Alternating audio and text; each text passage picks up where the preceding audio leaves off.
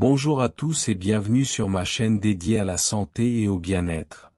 Aujourd'hui, nous allons parler d'un sujet qui touche de plus en plus de personnes dans le monde, et particulièrement en Afrique, le diabète. Savez-vous qu'en Afrique, comme dans beaucoup de pays dans le monde, le nombre de personnes atteintes de diabète augmente chaque année? Le problème, c'est que beaucoup ne savent même pas qu'ils en souffrent, car les premiers signes passent souvent inaperçus. Dans cette vidéo, je vais vous expliquer ce qu'est le diabète et ses différents types, les causes et les facteurs de risque, les symptômes qu'il faut absolument reconnaître, et enfin, des conseils pratiques pour prévenir cette maladie. Alors installez-vous bien, et restez avec moi jusqu'au bout, car ces informations peuvent réellement sauver des vies. 2. Qu'est-ce que le diabète? Le diabète est une maladie chronique qui survient lorsque le corps n'arrive plus à réguler correctement le sucre dans le sang, qu'on appelle la glycémie. Normalement, une hormone produite par le pancréas, l'insuline, aide le sucre provenant de notre alimentation à entrer dans nos cellules pour leur donner de l'énergie. Mais dans le diabète, soit le corps ne produit plus d'insuline du tout, soit il en produit, mais elle n'agit pas correctement.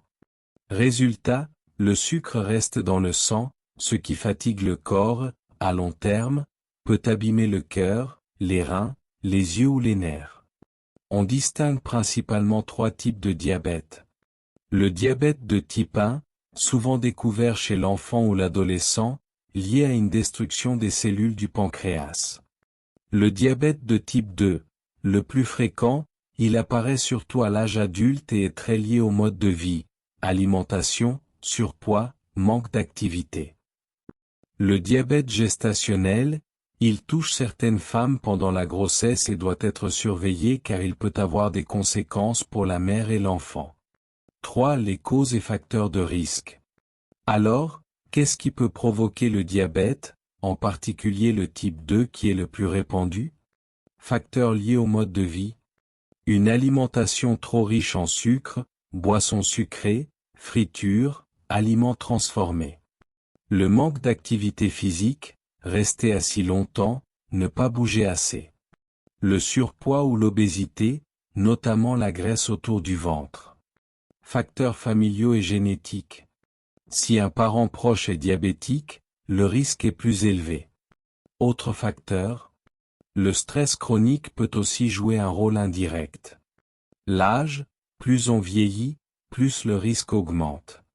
Certaines habitudes culturelles ou sociales, excès d'alcool, repas très copieux le soir. Vous voyez donc que beaucoup de ces facteurs sont liés à notre quotidien, et c'est une bonne nouvelle. Cela veut dire qu'on peut agir pour réduire les risques. 4. Les symptômes à reconnaître. Le problème avec le diabète, c'est qu'il peut évoluer en silence pendant plusieurs années. Mais certains signes doivent vraiment vous alerter. Une soif excessive et une envie d'uriner très fréquente. Une fatigue inhabituelle, même après le repos. Une perte de poids inexpliquée, malgré un appétit normal ou augmenté. Une vision floue ou des troubles de la vue. Des blessures qui cicatrisent lentement. Des infections répétées, peau, gencives, voies urinaires. Si vous ressentez plusieurs de ces symptômes, il est important de consulter un médecin et de faire un test de glycémie. Ignorer ces signes peut avoir de lourdes conséquences à long terme, infarctus, AVC, insuffisance rénale, voire amputation dans les cas graves. 5. Comment prévenir le diabète? Bonne nouvelle, dans beaucoup de cas, surtout pour le diabète de type 2, la prévention fonctionne. Voici quelques conseils pratiques. Améliorer son alimentation. Réduire les boissons sucrées, sodas, jus industriels. Limiter les excès de friture et plats trop gras.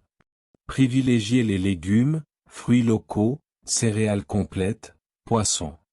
Attention aux portions, mieux vaut manger équilibré que trop manger. Bouger régulièrement. Pas besoin d'une salle de sport chère. 30 minutes de marche rapide par jour, monter les escaliers, danser, ça compte. Maintenir un poids sain. Perdre ne serait-ce que 5% de son poids réduit déjà beaucoup le risque. Réduire le stress. Méditation, prière, respiration, loisirs. Le stress chronique dérègle aussi le corps. Faire un dépistage régulier. Surtout après 40 ans ou si un parent est diabétique. Une simple prise de sang suffit à mesurer la glycémie.